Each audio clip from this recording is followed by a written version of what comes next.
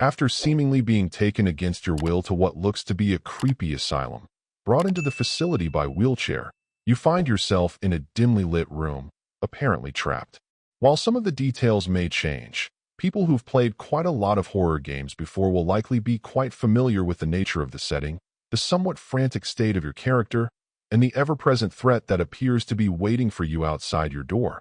But there's always hope that something will still manage to help this particular experience stand out from the rest. The objective in Scholar's Mate, unsurprisingly, is first simply to try to survive, and then to ultimately escape. I'll bet you won't be able to guess what you'll need to do in order to succeed in this effort.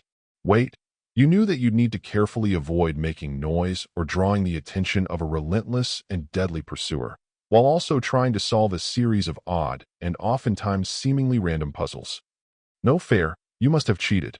My sarcasm aside, yes, these sorts of horror games seem to have gotten to the point where they halfway design themselves, sticking to familiar tropes while just changing up some details. All that said, to the game's credit, there are some areas where it at least manages to be a step above some of its competition. In particular, the sound design just really works here, helping the tension rise and accentuating the moments where everything is going to hell, at least boosting the odds of a good adrenaline hit when things get dicey. One concern was that even after following the calibration screens, my initial darkness setting really still felt far too dark most of the time, making it a struggle to make out critical elements in the environment. Perhaps err on the side of things being too bright, and then dial it down if need be, rather than struggling pointlessly with it being too murky. Honestly, without giving away details, there really isn't much more to say here. Either you know and still enjoy this style of game, or you don't, though I'd at least say that this is one of the better options in the space out there.